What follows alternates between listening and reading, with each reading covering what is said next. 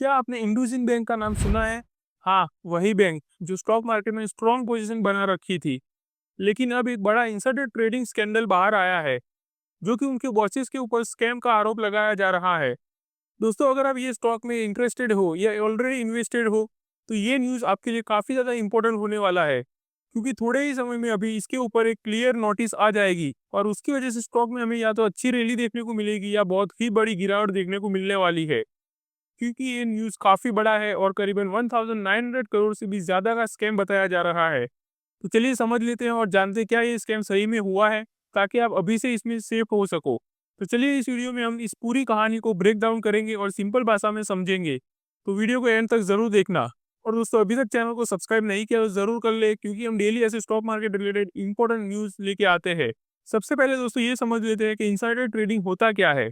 Simple words में समझे दोस्तों, तो जब किसी कंपनी के सीनियर एम्प्लॉय या कोई इनसाइडर इंसान जिसको कंपनी की ऐसी इंफॉर्मेशन मिलती है जो पब्लिक के सामने अभी नहीं आई, उसका यूज करके अगर वो अपना पर्सनल फायदा करता है स्टॉक मार्केट में, तो उसे इनसाइडर ट्रेडिंग कहते हैं। इंडसइंड बैंक के अभी दोनों बड़े नाम, जो कि उनके farmer MD and CEO Sumant है और डिप्यूटी सीईओ अरुण, ये दोनों के ऊपर इनसाइडर ट्रेडिंग का डाउट उठाया जा रहा है। और ये सब स्टार्ट हुआ है एक अकाउंटिंग डिस्पेरेसी के चलते हुए। तो अगर ये न्यूज़ दोस्तों सही में साबित हो जाती है, तो ये स्टॉक में हमें बड़ी गिरावट देखने को मिल सकती है। हालाँकि ये न्यूज़ आने के बाद भी इसमें हमें काफ़ी ज़्यादा गिरावट तो देखने को मिल ही चुकी है, लेकिन अभी तक कोई फाइनल न्यूज़ नहीं आया इसके ऊपर। जब फाइनल न्यूज़ आएगा तब तो हमें इसके ऊपर और भी ज़्यादा इम्पैक्ट पड़ता दिख सकता है। अगर ये पूरे न्यूज़ की शुरुआत से देखें दोस्तों, तो इंडसइंड बैंक ने 10 मार्च को एडमिट किया कि उनके रिकॉर्ड्स में एक अकाउंटिंग इश्यू है। और 20 मार्च को फॉरेंसिक ऑडिटर अपॉइंट किया गया उसके लिए, जिसका नाम था ग्रांट थॉर्टन।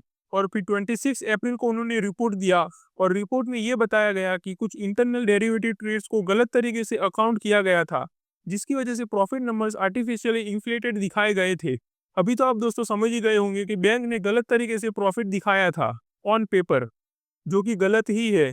अब अगर रिपोर्ट की हिसाब से देखें, तो रिपोर्ट कहती है कि सीईओ और डेप्यूटी सीईओ दोनों को ये पता था और उसके बावजूद भी इन्होंने बैंक के शेयर्स खरीदे और बेचे, जब तक पब्लिक को ये इश्यू पता नहीं चल गया। यही सबसे बड़ा मुद्दा बन गया है दोस्तों अभी।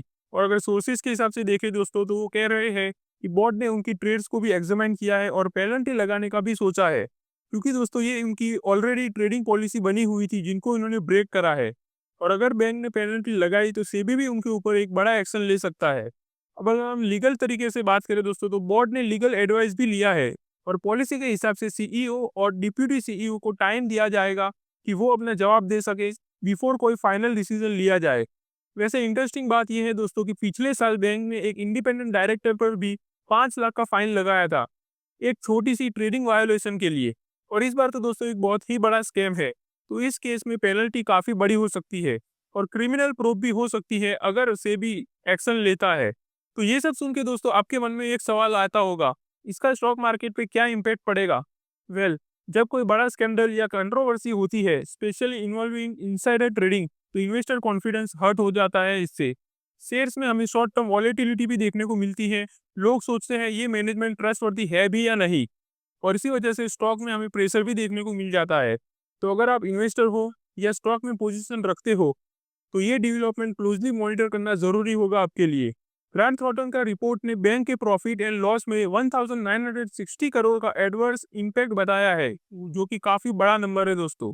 और इसी के साथ दोस्तों 28 अप्रैल और 29 अप्रैल के दिन एमडी एंड सीईओ सुमंत दोनों ने कंपनी से रिजाइन भी कर दिया। और अरुण खुराना ने अपने लेटर में लिखा, अनफॉर्चुनेट इवेंट की वजह से जा रहे हैं। तब बोर्ड अकाउंटेबिलिटी फिक्स कर रही है, नए लीडरशिप को अलाइन कर रहा है और इंटरनल पॉलिसीज को भी रिव्यू कर रहा है। तो दोस्तों ये केस सिर्फ एक स्कैंडल नहीं है, ये एक रिमाइंडर है कि कॉर्पोरेट गवर्नेंस कितना इंपॉर्टेंस होता है, स्पेशली जब पब्लिक का पैसा हो। अगर आपको लगता है कि ऐसे केसेस पे स्ट्रिक्ट एक्शन लेना चाहिए, तो कमेंट में ज़रूर बताना अपना व्यू। अगर आपको ऐसी सिंपल एक्सप्लेनेशन बेस्ड वीडियो पसंद आती है स्टॉक मार्केट से रिलेटेड, तो चैनल को सब्सक्राइब करके रख लेना, क्योंकि हम डेली ऐसे न्यूज़ लेके आते हैं जो हर एक इन्वेस्टर और ट्रेडर के लिए जानना काफ़ी ज़्यादा इंपॉर्टेंट होता है। तो चलिए मिलते हैं अगली वीडियो में, तब तक के लिए हैप्पी इन्वेस्टिंग।